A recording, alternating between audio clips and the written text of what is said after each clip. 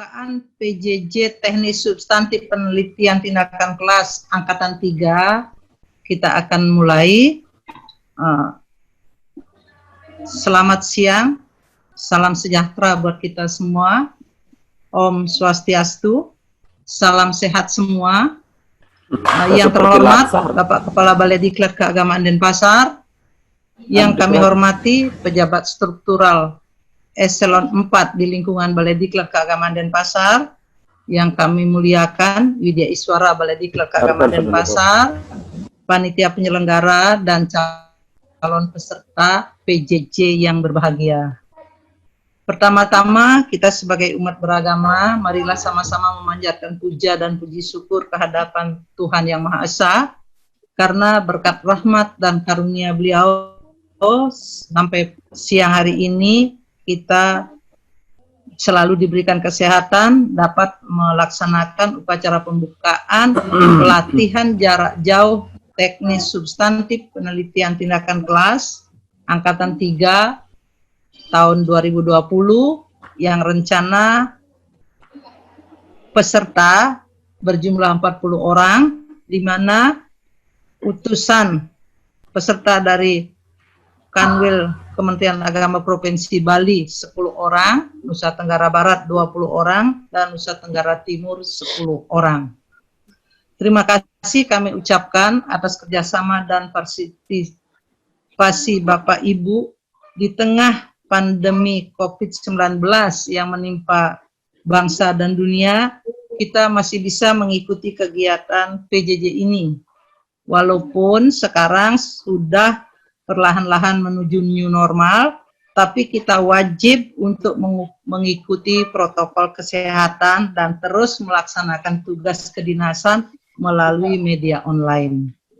Dalam kesempatan ini juga kami sangat bersyukur Bapak Ibu dapat membagi waktu untuk menjadi peserta diklat. Semoga kita semua selalu dalam keadaan sehat walafiat dan mudah-mudahan kondisi ini segera berlalu.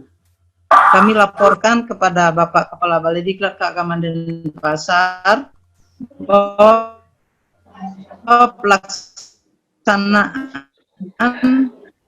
pelatihan jarak jauh teknis substantif penelitian tindakan kelas untuk wilayah Kementerian Agama Provinsi Bali, Nusa Tenggara Barat, dan Nusa Tenggara Timur akan memanfaatkan fasilitas internet berbasis web, e-learning, Zoom meeting, di mana metode penelitian pelagas kegiatan mandiri melalui literasi, bahan ajar dengan modul pembelajaran, PowerPoint, dan video pembelajaran. Kegiatan direncanakan selama 40 hari, mulai hari ini 7 Agustus sampai dengan 30 September 2020, dan peserta mendapatkan penggantian biaya pulsa selama kegiatan 550.000 per kegiatan ini. Harapan kami dari panitia pelaksana, semoga Bapak Ibu calon peserta dapat berpartisipasi secara aktif sesuai jadwal yang telah ditetapkan, sehingga diklat ini dapat berjalan sesuai rencana dan semua peserta bisa menjadi ASN yang profesional sesuai dengan target yang kita harapkan. Pada kesempatan ini kami mohon dengan hormat Bapak Kepala Balai Diklat Keagamaan Denpasar, yaitu Bapak Dr. Haji Japar MPD, kami mohon dengan hormat dan perkenan Bapak untuk memberikan arahan sekaligus membuka secara resmi pelaksanaan PBJ ini. Atas perkenan Bapak, kami aturkan terima kasih. Sekian, selamat siang, salam sejahtera buat kita semua. Dipersilakan Bapak Kepala Balai. Ya, makasih. Assalamualaikum warahmatullahi wabarakatuh. Waalaikumsalam warahmatullahi wabarakatuh. Selamat siang, salam sejahtera bagi kita sekalian. Yang terhormat Ketua Panitia beserta seluruh panitia, yang kami hormati Widya Iswara, Bapak Ibu calon peserta yang saya hormati dan saya banggakan. Pertama-tama mari kita senantiasa menjadikan puji syukur kepada Tuhan Yang Maha Kuasa, karena pada kesempatan ini kita masih bisa bertatap muka secara virtual dalam rangka mengikuti pembukaan pelatihan jarak jauh penelitian tindakan kelas yang dilaksanakan oleh Balai Diklat Keagamaan Denpasar. Bapak Ibu yang saya hormati, juga ingin saya menyampaikan atas wabah virus COVID-19 yang melanda secara global ini, mari kita senantiasa menjaga protokol COVID-19 agar supaya kita tetap dalam lindungan Tuhan Yang Maha Kuasa. Amin. Bapak Ibu yang saya hormati, pada kesempatan ini saya akan menyampaikan beberapa arahan terkait dengan pelatihan jarak jauh yang dilaksanakan oleh Balai Diklat Keagamaan Denpasar. Namun saya awali dengan ingin menyampaikan program-program prioritas Kementerian Agama pada tahun 2020 ini. Menteri Agama menyampaikan kepada kita semua ada 5 program prioritas yang harus kita laksanakan di tahun 2020 ini. Yang pertama adalah pemberantasan korupsi. Ini menjadi penting kita ketahui bersama bahwa karena dengan korupsi itu dapat merusak sendi-sendi kehidupan dalam berbangsa dan negara. Oleh karena itu kita ingin memberantas dengan membuka seluas-luasnya whistleblower. Artinya kita diberikan kesempatan untuk melaporkan kalau ada indikasi-indikasi di lingkungan kita terjadi korupsi, itu bisa dilaporkan secara online dan itu sangat dijamin kerahasiaannya. Yang kedua, Kementerian Agama ingin menutup serapat-rapatnya terjadinya peluang korupsi. Kemudian yang kedua adalah program prioritas Kementerian Agama adalah meningkatkan pelaksanaan ibadah haji dan pembenahan umrah. Namun kita ketahui bersama bahwa dengan adanya pandemi tahun 2020 ini, maka pelaksanaan ibadah haji itu tidak dilaksanakan. Dan ini menunjukkan kepada kita semua bahwa Kementerian Agama ingin menjaga bagaimana jemaah haji itu bisa selamat. Oleh karena itu Kementerian Agama ingin melaksanakan ibadah haji ini dengan memberikan pelayanan yang maksimal, melaksanakan manasik haji yang lebih ketat, menyiapkan transportasi, konsumsi baik di tanah air maupun di Arab Saudi. Kemudian yang ketiga adalah pembenahan pendidikan keagamaan. Di negara kita ini ada 6 agama resmi yang diakui oleh pemerintah, mulai dari Islam, Katolik, Hindu, Buddha, dan Konfusius. Itu diberikan kebebasan kepada pemeluknya untuk melaksanakan ibadah sesuai dengan kebudayaan dan keyakinannya. Oleh karena itu pemerintah ingin meningkatkan pendidikan keagamaan, karena di semua agama ada pendidikan keagamaan. Misalnya di Muslim ada pondok pesantren, itu bagian daripada pendidikan keagamaan. Begitu juga di perguruan-perguruan tinggi. Nah, dalam hal ini pemerintah ingin meningkatkan terus, dimulai dengan pembenahan kurikulum. Ya, pembenahan kurikulum. Kemudian yang kedua adalah pembuatan bahan-bahan ajar yang sesuai dengan kebutuhan siswa atau mahasiswa. Kemudian yang keempat adalah penguatan moderasi beragama. Kenapa ini menjadi penting? Karena ya terkait dengan adanya 6 agama resmi di Indonesia. Ini dibutuhkan sebuah moderasi beragama yang moderat, tidak ekstrim kiri, juga tidak ekstrim kanan. Jadi kita berada di tengah-tengah. Intinya adalah kita harus saling menghargai antara pemeluk agama yang satu dengan pemeluk agama yang lain, sehingga terjadilah persatuan dan kesatuan dalam bingkai negara kesatuan Republik Indonesia. Kemudian yang kelima adalah sertifikasi halal. Ini juga menjadi penting agar supaya masyarakat Indonesia terkait dengan pembuatan sertifikasi halal ini tidak lagi terpelit-pelit. Jadi pemerintah menyiapkan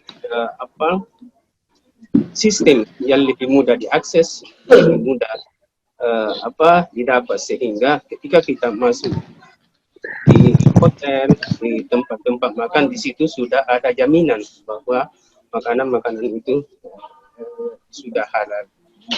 Kemudian yang kedua, saya ingin juga menyampaikan bahwa arahan Presiden dalam periode keduanya ini, yaitu ingin membangun sumber daya manusia yang berkualitas.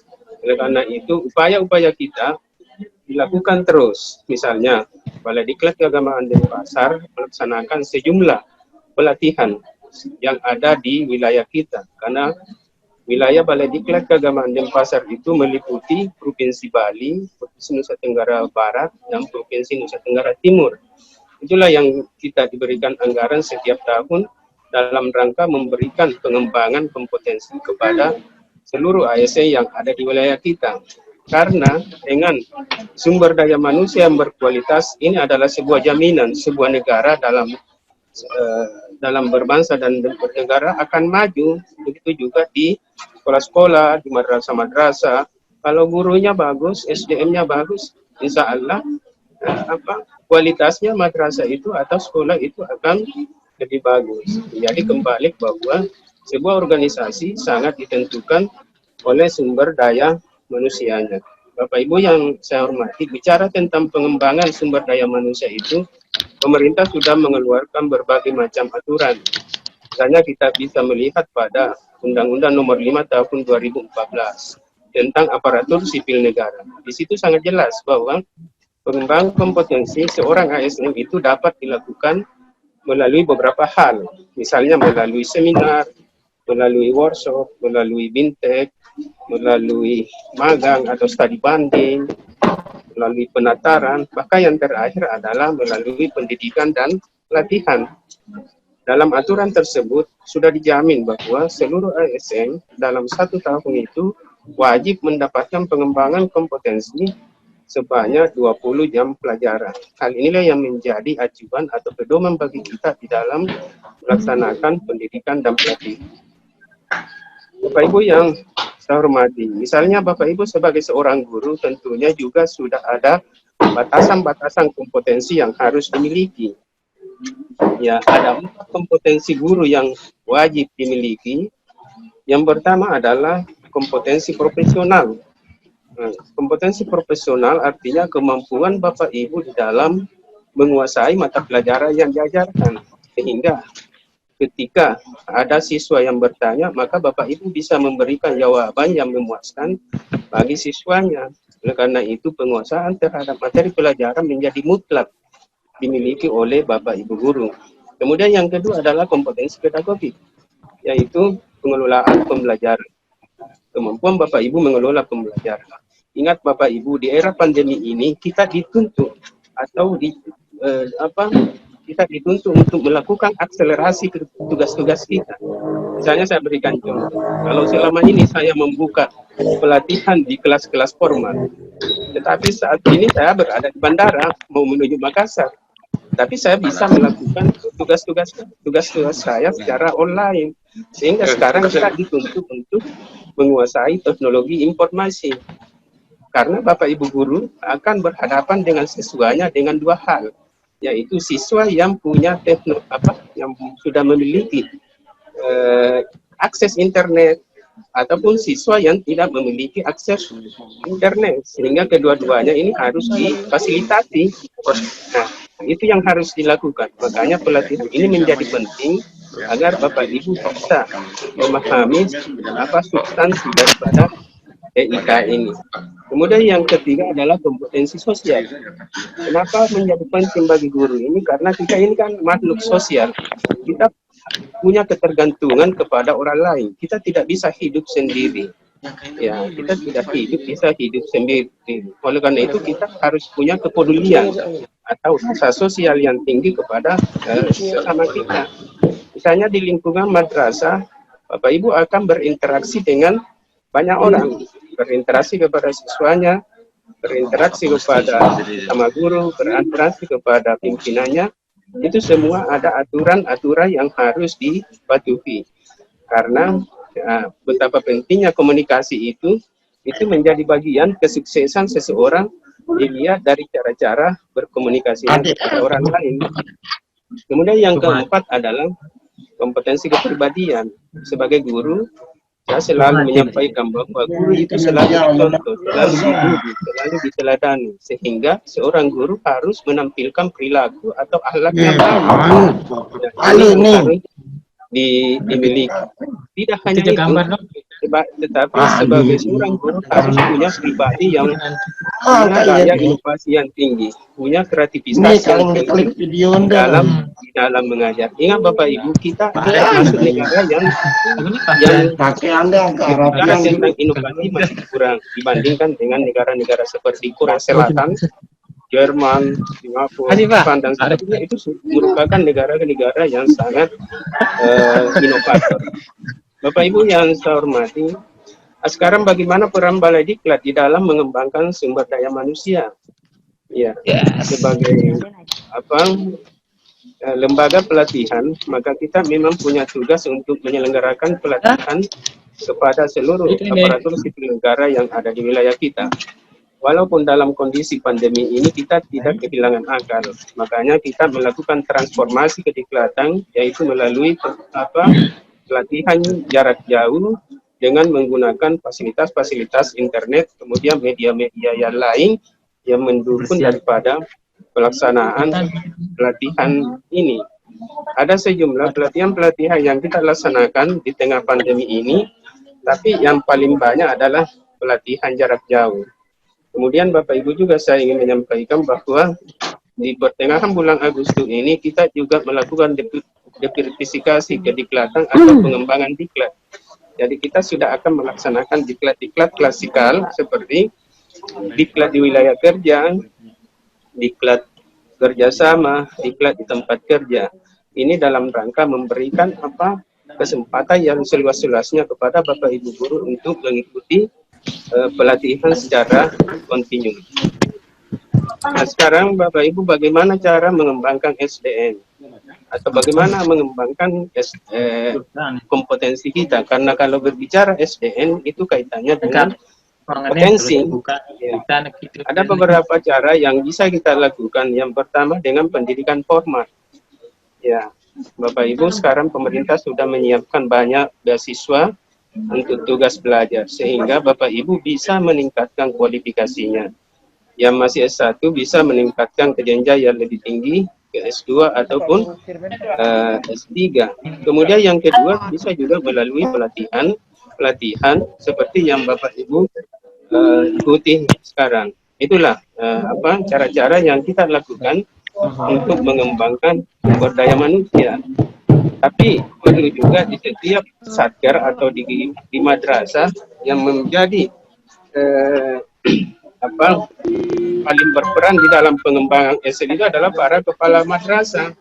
Jadi sebaiknya kepala madrasah atau kepala sekolah itu memetakan SDM yang ada yang kelurahannya. Misalnya dipetakan SDM yang punya kualitas yang bagus, yang sedang, yang kurang. Kemudian inilah pemetaan inilah yang menjadi dasar untuk diikutkan dalam sebuah pelatihan. Ya. Itu. Bapak Ibu yang saya hormati, saya sangat bersyukur pada kesempatan ini antusias guru-guru untuk mengembangkan kompetensinya itu sangat tinggi. Ini dibandingkan dengan banyaknya peserta-peserta DJJ yang sudah mendaftarkan diri. Berdasarkan hasil catatan saya, sudah ada 1.890 orang guru-guru baik PNS maupun non-PNS yang sudah mendaftarkan dirinya untuk mengikuti pelatihan. Ini menunjukkan adanya kesadaran yang tinggi, motivasi yang tinggi untuk mengembangkan kompetensi. Sehingga apa yang kita lakukan itu betul-betul hasilnya bisa diperoleh secara maksimal.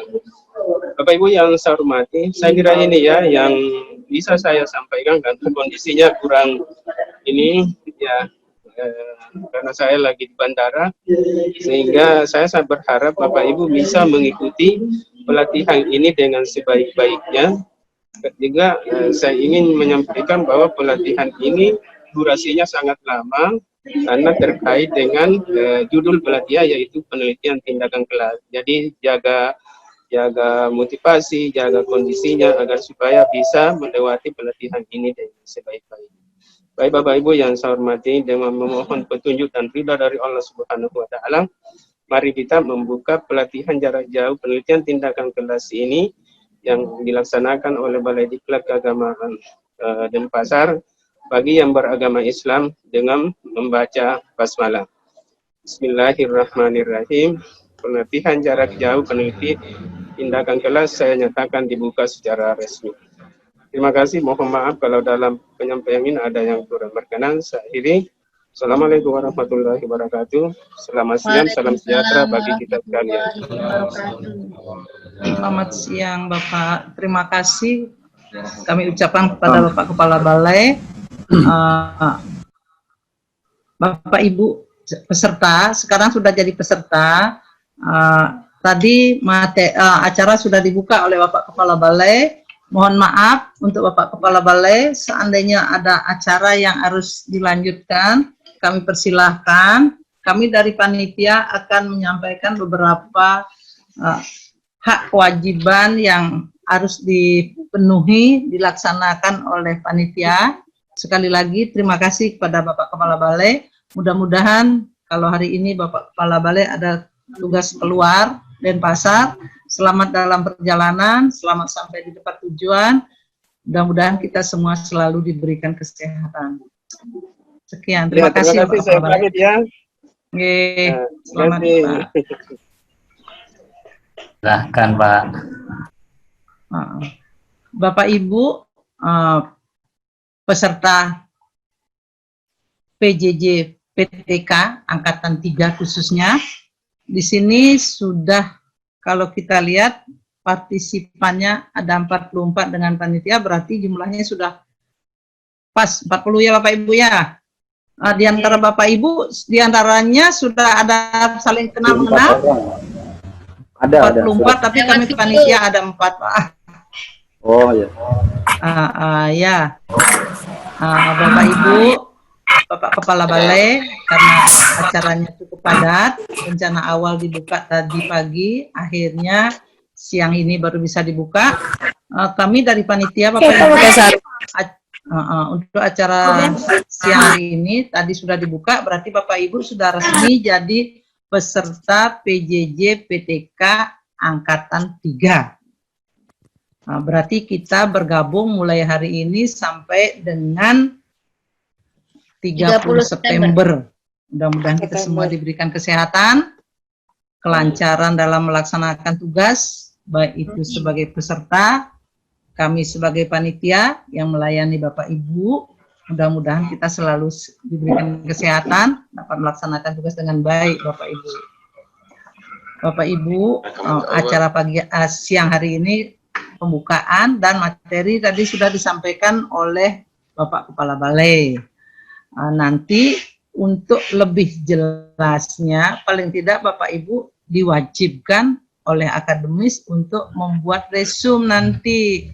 Resume dari materi yang disampaikan oleh Bapak Kepala Balai tadi, sekaligus membuka kegiatan ini. Nanti untuk materi, mudah-mudahan nanti Bapak Ibu bisa berkomunikasi dengan Mas Sofil maupun administrasi, Bu Yuni, Pak Ardiwan.